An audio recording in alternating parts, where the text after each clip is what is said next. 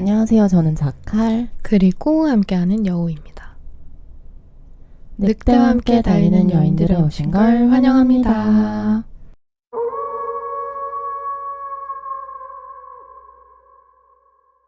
네, 안녕하세요 여러분. 2주 만에 다시 찾아온 늑달려입니다. 지난화 재밌게 들어주셨나요? 여름은 또 페스티벌의 계절이잖아요. 펜타포트, 불악, 여러 가지 전국에서 열리는 페스티벌도 많이 있고, 내한오는 해외 가수들도 진짜 많잖아요. 그쵸.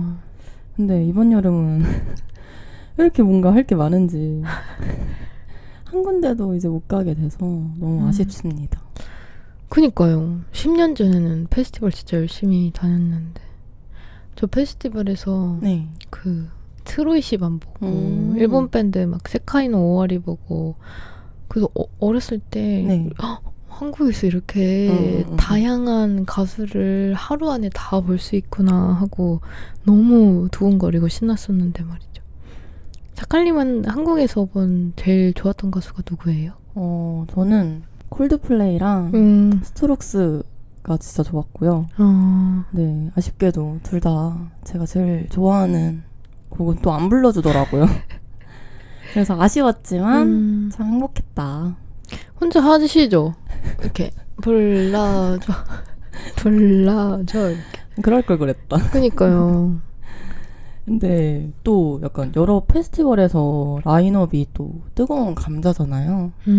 막 얼마 전에 카니에 내한처럼 그쵸.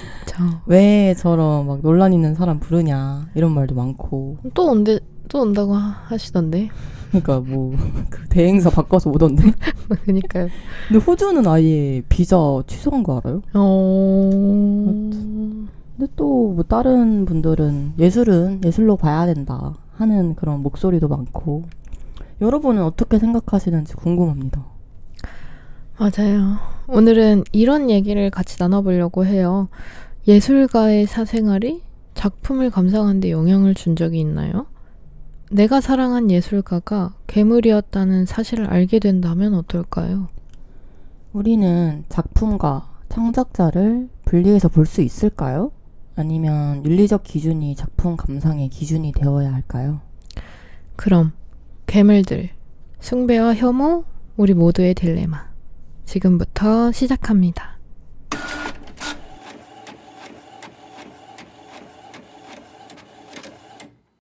일단 이번 주제는 괴물들이라는 책을 읽고 저희가 이번 주제로 채용하게 됐는데요. 제가 우연하게 이제 동네 서점에 들렸다가 사장님께서 이 책을 추천해 주시는 거예요. 그러면서 이제 우리가 과연 작품이랑 예술을 분리해서 볼 수 있는지에 대한 이야기가 담겨있는 책이다 이렇게 말씀해 주셔가지고 제가 이제 고민 없이 바로 결제해 주세요 했거든요. 제 정말 오랜 고민이기도 해서 뭔가 이 책을 읽으면 조금이나마 뭔가 해답을 얻지 않을까 하는 그런 기대가 있었어요. 이 책의 저자인 클레어 데더러에 대해 간략히 소개해보자면, 데더러는 미국 시애틀 출신의 작가이자 영화 평론가 그리고 에세이스트입니다. 뉴욕타임즈, 파리리뷰 등 다양한 매체에 비평과 기사, 에세이를 기고해왔다고 해요. 인생이란 결국 분석으로 풀 수 없는 모순 사이에서 자신을 지키는 일의 연속이라는 말처럼 그녀는 어느 날 자신이 바로 그 모순 한가운데 서 있다는 걸 깨달아요.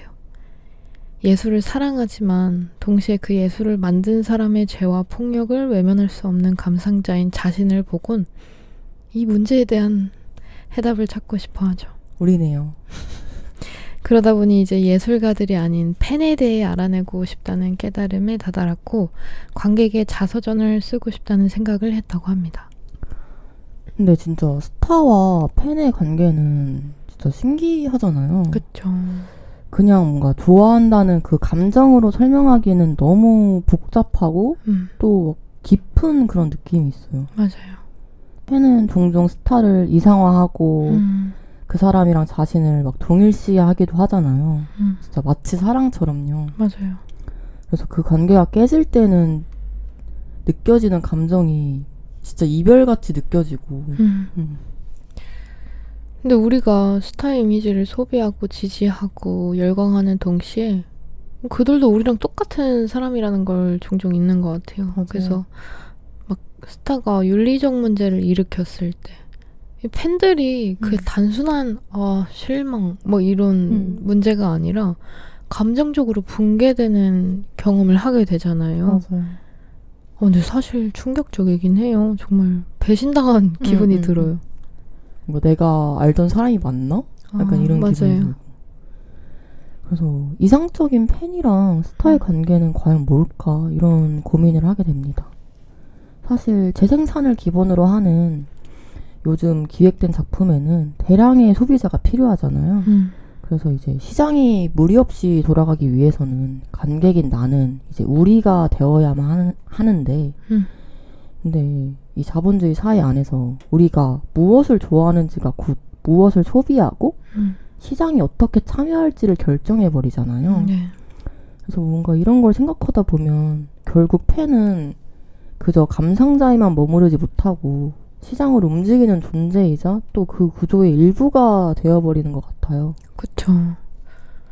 그리고 이 시대의 팬은 더 이상 무조건적인 사랑에 머무르지 못하죠. 옛날에야 뭐 지구 반대편에서 무슨 일이 일어나는지 알 길이 없고 그 대신 그만큼 그들의 문학, 예술 같은 것들을 구하기가 훨씬 힘들었죠. 알기가 힘들었죠. 그쵸. 근데 지금은 지구 반대편에 있는 사람들의 창작물들을 뭐 안방에서도 쉽게 구할 수 있고 동시에 그들이 어떤 잘못을 저지르고 있는지도 실시간으로 알 수 있게 됐잖아요. 맞아요. 그러면서도 우리는 소비자로서 뭘 좋아하는지 이런 생각을 하는 것도 중요하지만 왜 좋아하는지 그리고 그 취향에 나에게 어떤 책임이 따르는지도 같이 고민하게 되잖아요. 네. 그래서 우리도 작가인 데더러도 이 질문 속에 갇히게 된 거 아닐까요? 맞는 것 같아요. 먼저 책에서 저자인 데더러가 언급한 괴물들 중 한 명을 소개해 볼까 합니다. 바로 영화 차이나타운, 피아니스트, 그리고 악마의 씨로 잘 알려진 감독 로만 폴란스키입니다. 그는 1977년 미성년자에게 약물을 먹이고 성폭행한 범죄로 기소됐고 그리고 유죄를 인정한 뒤 선고를 앞두고 프랑스로 도피했대요. 지금까지도 미국 법정에 출석하지 않았고 인터폴에 수배되기도 했습니다. 데더러는 이 중죄를 익히 알고 있으면서도 여전히 그의 작품을 소비했다고 합니다. 근데 그게 그를 용서해서가 아니라 그의 영화가 그저 훌륭했기 때문에 더 보고 싶었다고 해요. 근데 하지만 영화를 보면 볼수록 이런 단어를 쓰거든요. 통증에 가까운 불쾌한 느낌을 자기가 무시하고 넘어갈 수 없었다. 자신의 양심이 이제 자신을 방해하고 있다고까지 말합니다. 사실 저는 한 3년 전인가? 그때 피아니스트란 영화를 처음 보고 영화 자체는 좋잖아요, 솔직히. 맞아요. 그래서 이제 보고 나서 좋아서 누가 찍었지? 하고 이제 이 감독에 대해서 찾아보다가 그 사건을 처음 알게 됐거든요. 그래서 이제 그때 처음 든 생각이 이 감독이 이런 범죄를 저질렀다는 걸 먼저 알았다면 보지 않았을 텐데 하는 후회였거든요. 근데 저는 이 감독에 대한 애정이란 게 아예 하나도 없던 사람이잖아요. 그래서 이제 쉽게 그냥 캔슬하고 이 사람 영화 이제 두 번 다시 안 봐 할 수 있었는데 이 작가인 데더러는 로만 폴란스키 마니아라는 정체성을 어렸을 때부터 갖고 있던 사람이잖아요. 그래서 이런 분들에게는 그 사랑을 한 번에 뭔가 스위치 내리듯이 딱 꺼버리지는 못하겠다. 이런 생각은 들더라고요. 우리는 종종 싫어해야 마땅한 사람들을 계속 사랑하게 되잖아요. 그렇죠. 저도 피아니스트를 네. 그 사건 알기 전에 봤어요. 그때 감정은 그 사건을 알게 된 다음에 감정은 네. 영화를 보면 받았던 막 느낌, 생각, 뭐 내가 했던 긍정적인 평가 같은 것들이 다 부정당하는 느낌이었고 그리고 제가 이걸 좋다고 느낀 스스로가 별로다라고 느껴지더라고요. 왜 나는 진작에 알아보지 않았을까? 왜 감독 검열 과정이 없었을까? 뭐 이런 생각까지 들고. 근데 생각해보면 감독 검열을 시작하고 영화를 보거나 하는 사람은 별로 없잖아요. 그렇죠. 책을 보기 전에 전 작가의 도덕성, 인성을 보고 고르진 않잖아요. 좋은 사람의 책을 봐야겠다. 좋은 사람의 영화. 물론 그 두 개가 같이 있으면 너무 좋긴 하지만. 그래서 이런 과정을 몇 번 겪게 되면 뭐 영화 보기 전에 조금 두려운 마음도 들어요. 아, 이 작품 진짜 좋다고 하던데 감독도 좋은 사람일까? 괴물 같은 짓을 하진 않았을까? 뭐 이런 것들이 막 떠오르고. 근데 또 가끔 흐린 눈하고 안 찾아볼 때도 있긴 합니다. 근데 진짜 하나하나 그렇게 다 검열하고 사는 건 너무 힘들잖아요. 근데 또 이런 강박적인 검열을 남성들은 하나? 이런 생각을 하면 아닐 것 같거든요.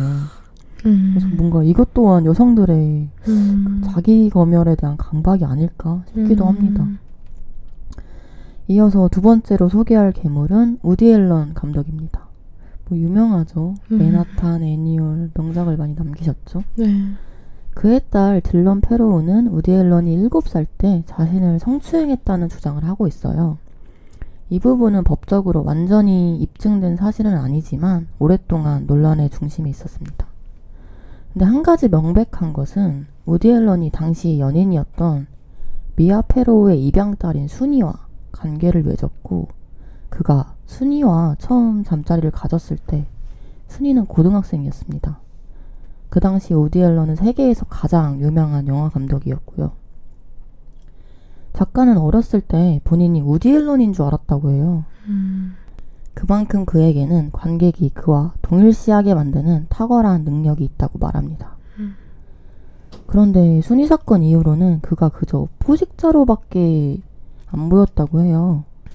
작가의 친구가 저자에게 말해요. 그녀의 삶에도 엄마의 남자친구가 있었는데 그는 지금까지도 그 엄마의 남자친구분을 아주 존경하는 사람이라고 생각을 하기 때문에 우디와 순이 이야기가 더욱 끔찍하게 이제 다가왔다고 합니다. 그래서 책 속에서는 이 지점을 두고 자신의 반응이 논리적이기라기보다는 감정적이라는 걸 솔직하게 인정합니다.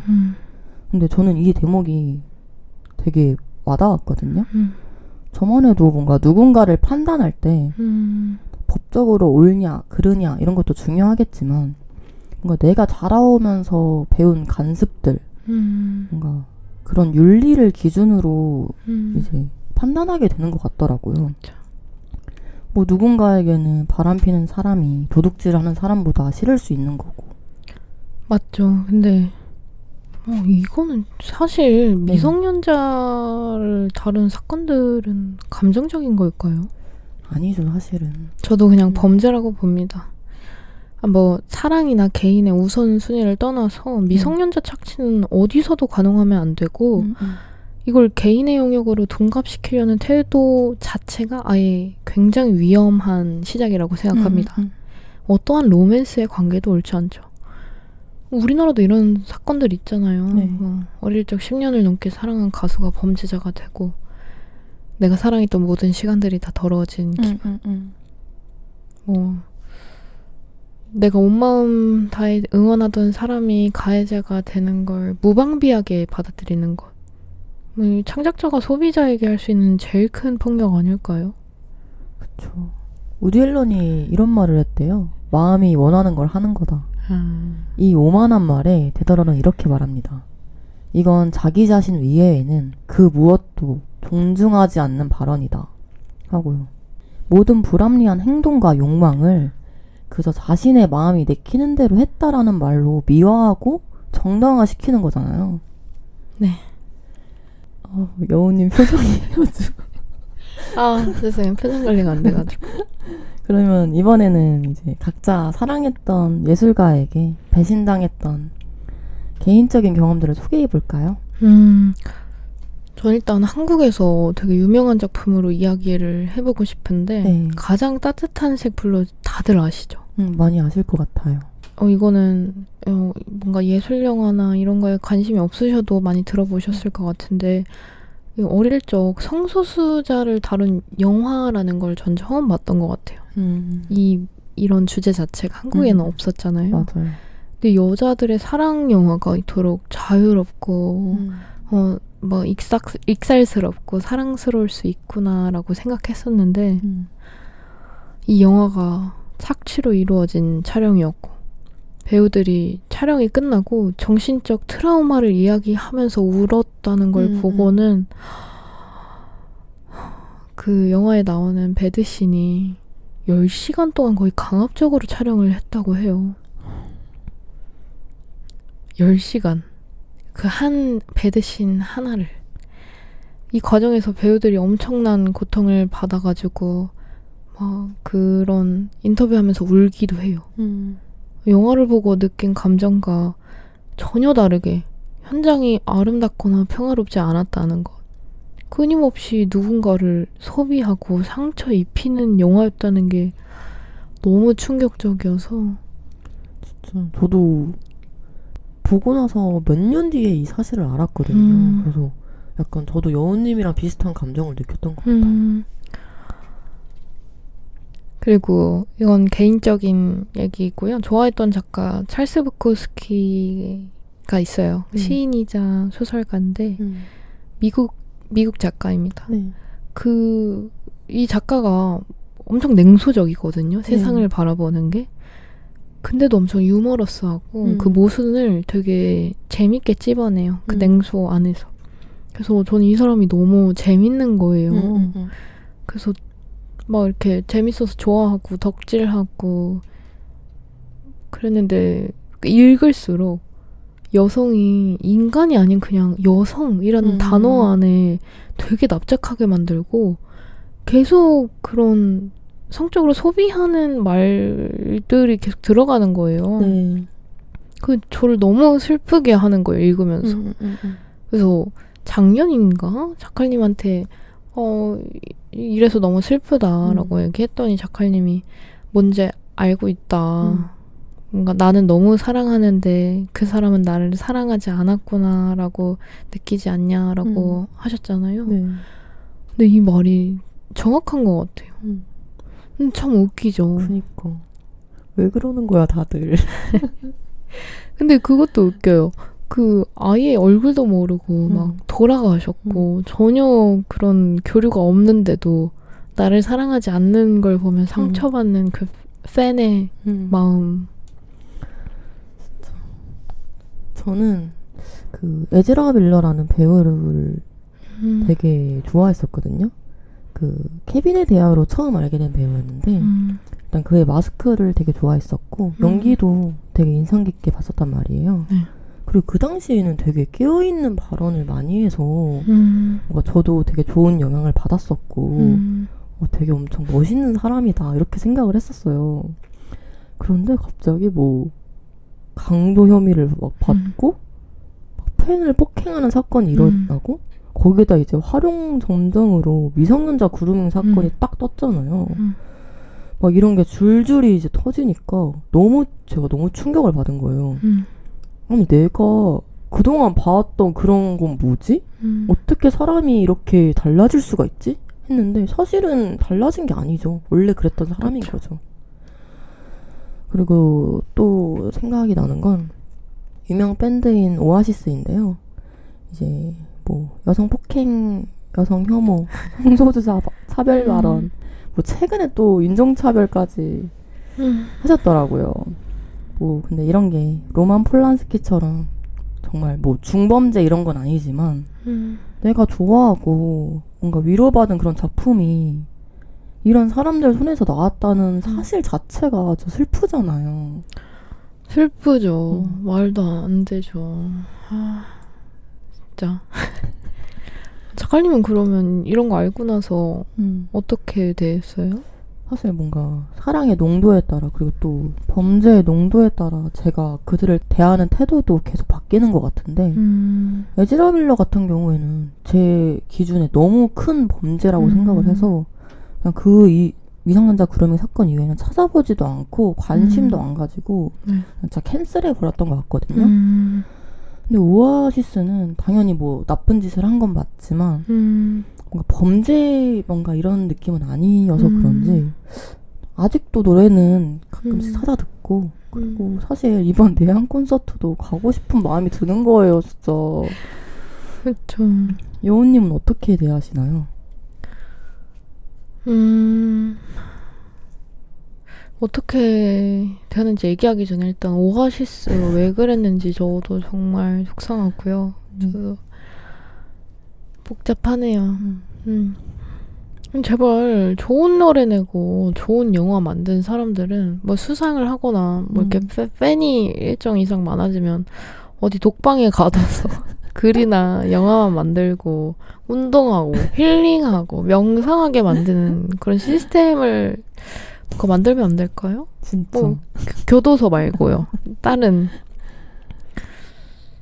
저는 일단 상처받으면 다시 찾아보진 못하는 것 같아요. 근데 물론 그 안에서도 저 나름의 이렇게 그 중요도가 다르겠지만 찾아보거나 듣거나 하는 사람들은 생각해보면 악착같이 뭔가 흐린 눈을 끝까지 그쵸. 하는 사실 것 같습니다. 맞아요. 방금도 그건 안 돼, 이건 돼 라고 얘기하면서 돼 라고 하는, 예를 들어 오아시스면 그냥 나는 그때 내가 생각이 나서 듣는 거야 라는 말이 나오는, 뭔지 아세요? 맞아요.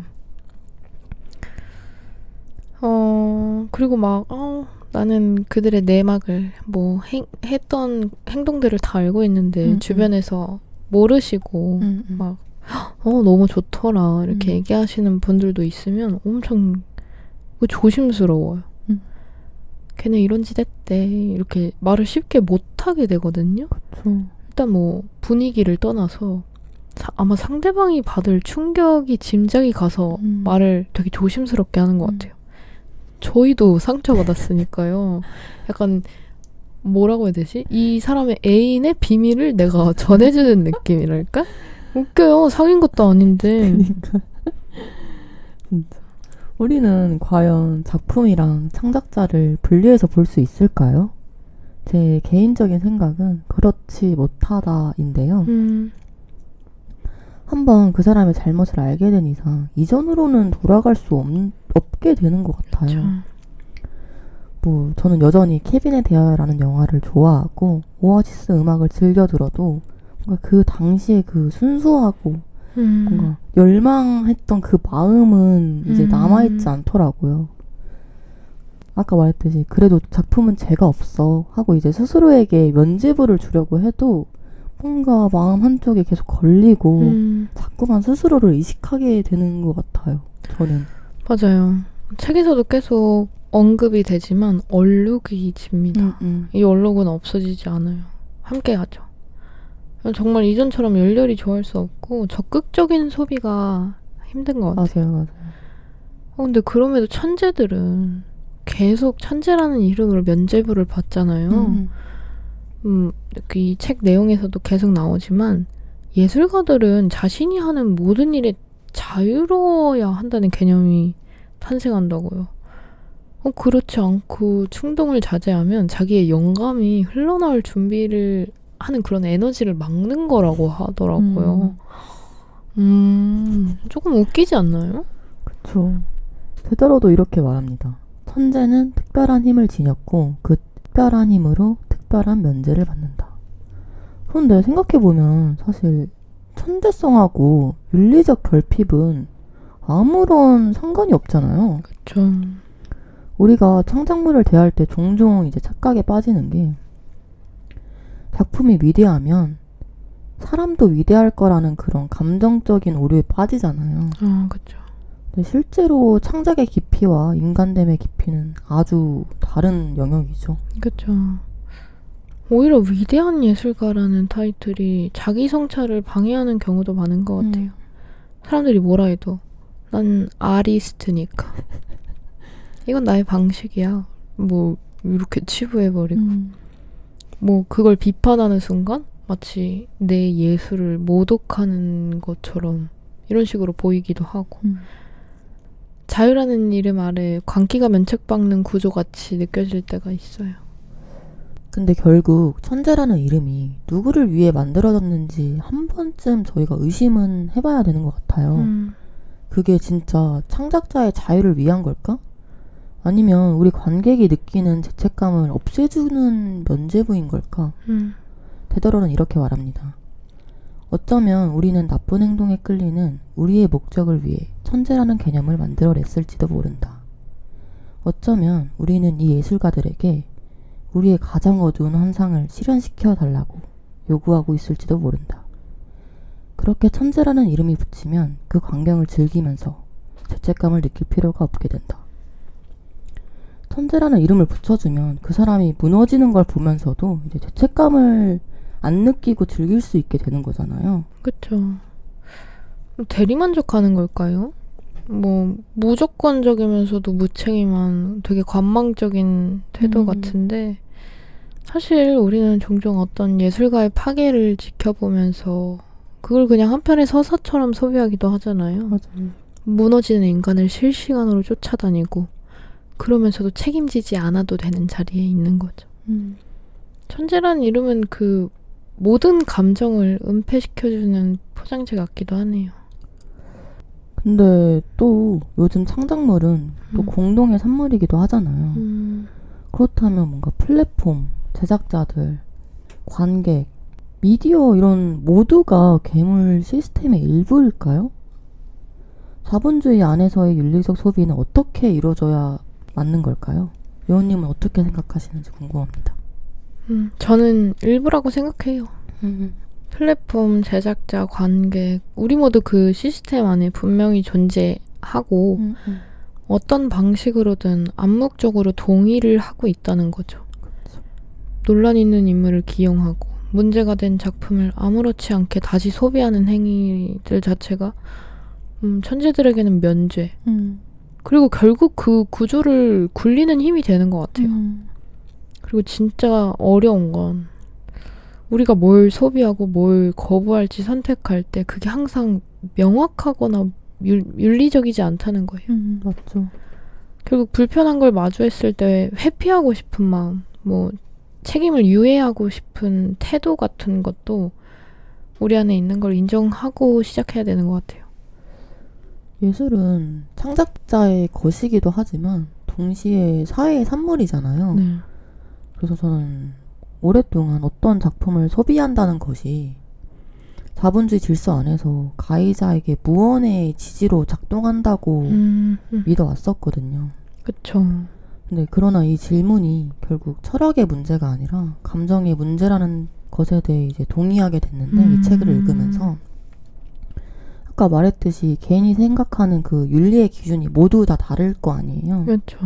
그래서 뭔가 이 문제는 선과 악 이렇게 이분법으로 나눌 수 있는 문제라기보다는 뭔가 이해와 그 분노 사이에 놓여진 어떤 자기만의 감정의 틈에서 이제 비롯된다고 저는 생각이 들더라고요. 쉽지 않네요. 정말. 각자 하고 있는 불매의 방식도 되게 다양할 것 같은데 완전 불매하는 분도 계실 거고 뭐 비판적 소비를 하시는 분들도 계실 테고 뭐 모순에 부딪혀서 가끔씩 갈피를 못 잡는 분들도 계실 것 같은데 자칼님은 어떤가요? 근데 저도 돌이켜보면 저 역시 오아시스 음악을 들으면서 위로를 받거든요. 근데 또 카니 웨스트 같은 사람은 이 세상에서 사라졌으면 좋겠다고 막 이렇게 막말하고 이런 모순적인 행동을 제가 하고 있더라고요. 참 웃기죠? 둘 다 똑같이 뭐 인종차별, 성차별 이런 발언을 한 사람인데. 그쵸.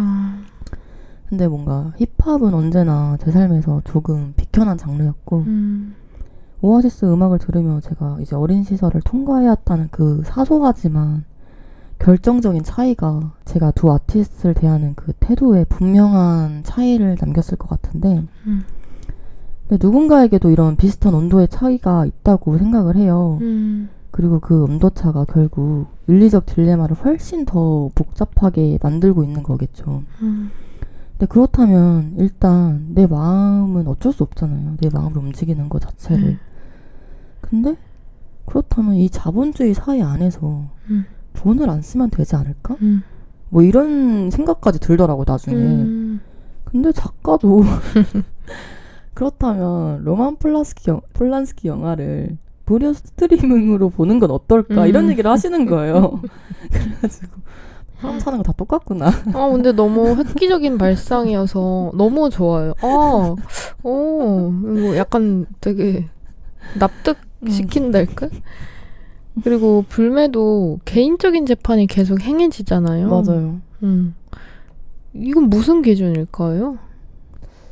혼란스러워도 그래도 저는 항상 개인의 저항은 언제나 필요하다고 생각하는데 이 개인의 저항은 아무 의미 없다고 너무 느껴져서. 네, 그래서 너무 무력해지는 순간이 많은 것 같아요. 맞아요. 그 프랑스 배우 아델 아시죠? 네. 그 불초상 여주이신데 23년도에 로만 폴란스키의 지속된 활동 그리고 성범죄자들의 수상을 보고 은퇴를 했습니다. 은퇴 선언을 하고 활동을 안 하세요. 맞아요. 이제 그냥 연극만 하신다고 하더라고요. 이 성범죄자를 향한 영화계 종사자들의 안일한 태도를 고발하기 위해서 자기가 그 은퇴를 정치적으로 사용하기로 마음을 먹었다면서 그만두셨거든요. 근데 그때 제일 잘 나가시던 시기란 말이에요. 그러면서 은퇴가 폭력을 신고한 여성들을 배척한 영화계를 지적하기 위한 방법이다. 하며 NL은 그들은 우리가 사라지고 침묵 속에서 죽는 것을 선호할 것이라고 말했어요. 소름 끼쳐. 근데 우리 모두가 이렇게 할 수는 없잖아요. 아데레넬처럼 할 수 있는 사람이 별로 없죠. 그래서 이 정도로 내가 못한다고 뭐 좌절하거나 뭐 저 정도로 하지 않으면 의미가 없지 않아? 뭐 여기서 그치는 게 아니라 각자 이 무력감을 이기고 각자 스스로 인식하고 나의 소비를 책임지는 태도가 중요한 것 같아요. 맞습니다. 근데 진짜 너무 늑대시다. 너무 멋있지 않아요? 진짜. 근데 윤리적 소비는 여전히 중요하지만 또 모든 소비가 윤리를 중심에 두고 이루어지는 건 아니잖아요. 그쵸. 어떤 사람에게는 그게 중요하지 않은 선택일 수 있으니까. 그래서 약간 불매라는 선택이 때로는 구조를 바꾸지는 못하고 소비자 개인의 죄책감만 더 씌우는 방식이 아닌가? 이런 생각도 들기도 해요. 우리는 구조의 문제를 자주 개인의 결단으로 덮어버리잖아요. 그쵸. 그렇게 뭔가 시스템은 계속 굴러가는데 저희만 죄책감이 남게 되는 그런 뭔가 안 좋은 구조 같기도 하고. 그런 것도 힘들게 하고 내 안에 이중잣대도 나를 너무 힘들게 하는 것 같아요. 아니, 음식이나 물건 같은 것들은 불매를 되게 쉽게 할 수 있잖아요. 맞아요. 대체품이 많고. 근데 예술이라는 영역이 이게 진짜 어려운 것 같아요. 작품은 우리 안에 어떤 감정을 품게 하잖아요. 그리고 이거를 이 감정을 품은 나를 또 내가 스스로 검열해야 돼. 맞아. 이게 너무 복잡한 것 같아요. 진짜. 근데 저는 약간 여기서 한 가지 궁금한 게 작품의 주제도 우리가 검열을 해야 할까요? 작가는 소설 롤리타를 예를 들면서 이야기를 하는데요. 과연 롤리타가 오늘날 출간될 수 있었을까? 이런 질문에 데더러는 아닐 거라고 답합니다. 어린 소녀를 그루밍한 다음에 납치해서 전국 일주를 하며 성폭행하는 그런 연쇄 아동 강간범에 대한 이야기는 지금 이 시점에 나올 수 없을 것이라고 단호하게 말하는데요. 네. 그리고 이제 험버트 시선에서 묘사되는 롤리타는 서사가 거의 없어요. 그녀는 뭔가를 원하거나 뭔가 선택하는 사람이 아니라 그냥 보이고 당하고 침묵하는 존재잖아요. 험버트가 말하는 롤리타의 완벽함은 그녀가 얼마나 취약하고 또 이용 가능하고 접근 가능한 데 있는데 근데 사실 이런 것들이야말로 대부분의 범죄자, 변태들이 추구하는 완벽한 조건이잖아요. 그쵸.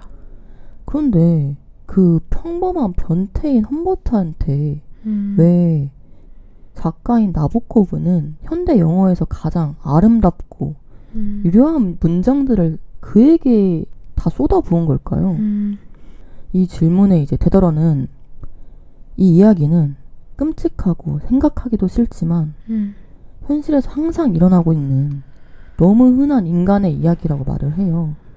그 지점이 이제 작가가 쓰기에 딱 좋은 주제라고 생각을 했다고 합니다. 진실은 사람들은 온갖 종류의 그 끔찍하고 또 쓸모없는 비뚤어진 감정들을 다 품고 산다는 거죠. 맞아요. 근데 생각이 행동은 아니잖아요. 생각을 품는다고 그 행동을 한 게 아니니까. 뭐 이야기는 범죄가 아니고요. 예술 작품은 때로는 우리가 꺼내기 두려운 것들을 직면하게 만들어주는 역할도 해주는데 또 문학계에서는 험버트의 시선만으로는 작품을 온전히 이해할 수 없다는 것이 계속 지적돼 왔거든요. 그의 시선은 철저히 왜곡돼 있고 오히려 그 왜곡이 드러나도록 설계된 거라는 분석도 많아요. 어떤 평론가는 나보코브가 험버트가 아닌 오히려 롤리타에 이입하게 했을 수도 있다고 말해요. 자신의 유년기 기억들이 롤리타에게 투영되어 있는 거죠.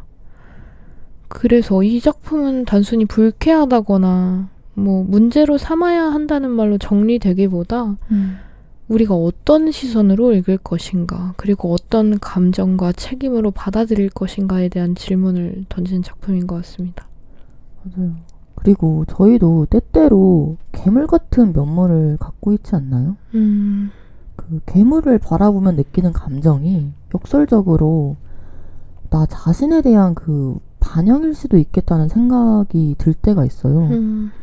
뭔가 타인의 죄를 분리해서 이제 나는 아니래 하고 이제 안심하기보다는 그 안에서 내 모습의 일부를 보려고 애쓰는 태도가 필요하지 않나. 근데 사실 비난보다 어려운 건 직면이라는 말이 너무 공감이 되고. 맞아요. 그 부분 책 읽으면서 너무 공감되더라고요. 우리는 타인의 죄를 비판하면서 나와 분리해요. 맞아요. 그리고 자신도 모르게 나는 얘보단, 난 이것보단 나 같은 우월적인 마음을 품게 되고, 그러면서 나의 청렴함, 인간성을 올려치게 하죠. 맞아요. 우린 언제나 비교 대상이 있어야 더 나은 사람이라고 느끼는 걸까요? 계속해서 내가 좋은 사람, 나은 사람임을 증명하기 위해서 계속 타인의 허점을 뭐 비판하고 꼬집고 이런 태도도 우리가 한 번쯤은 오랫동안 생각해 봐야 된다고 생각합니다. 이거는 난 왜 그랬을까? 뭐 이렇게 끝날 문제가 아니라 제가 저한테 그렇게 느껴요. 너 오랫동안 좀 생각을 해봐야겠다라고. 저도요. 그러면 우리는 이제 괴물들을 어떻게 대해야 할까요? 사실 저도 그 답을 알고 싶어서 이 책을 구매하고 이제 읽은 건데 그 어디에도 이제 정답은 없더라고요. 결국 이 질문에 대한 답은 개개인마다 다 다를 거라고 저는 생각하는데 근데 제가 생각할 때 확실한 건 우리는 이제 계속 변화해 가면서 성장해 가잖아요. 네. 오늘은 그 작품을 감당할 수 있었지만 내일은 아닐 수도 있는 거죠. 그쵸.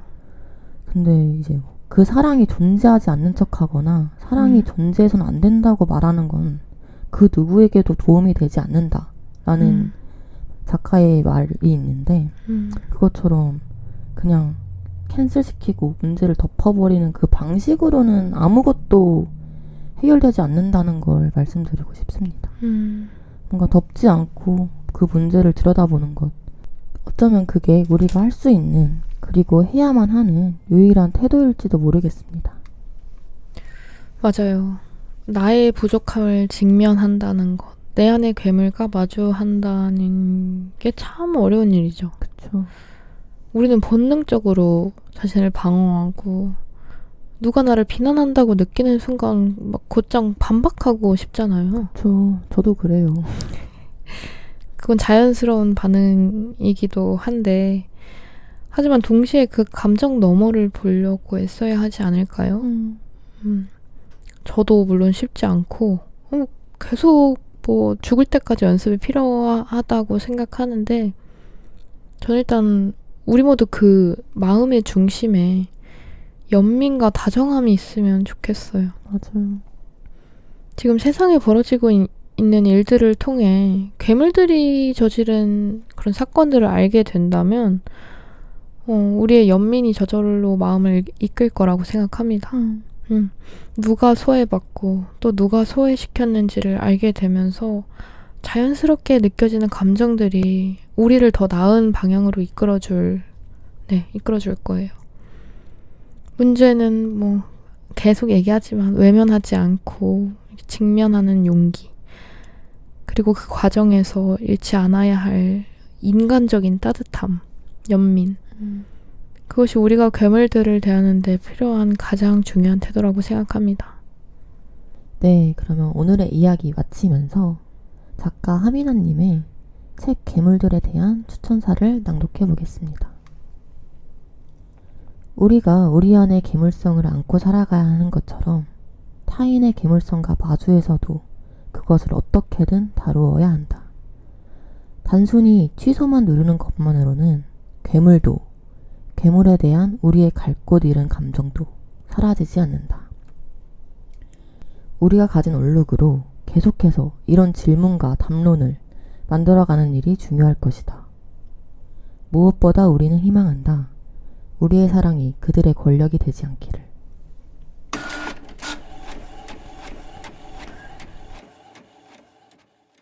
오늘은 우리가 사랑했던 작품들, 그리고 그 이면의 괴물들에 대해 이야기해봤습니다. 예술을 바라보는 우리의 시선은 때로는 분열되고 모순되고 불편하죠. 하지만 그 감정들조차 어쩌면 감상자의 진실한 태도일지 모릅니다. 작품을 좋아하면서도 동시에 거부감이나 죄책감을 느꼈던 감정, 그 복잡하고 어지러운 틈에 있는 우리 자신을 부끄러워하지 않았으면 좋겠습니다. 여러분도 사랑했던 예술가에게 배신당해본 경험이 있으신가요? 당신은 괴물의 예술을 사랑할 수 있을까요? 여러분의 생각을 댓글로 남겨주세요. 저희 늑달려는 2주 뒤에 별점 1점과 5점 사이 도화살낀 영화들로 다시 찾아오겠습니다. 다음에 또 만나요.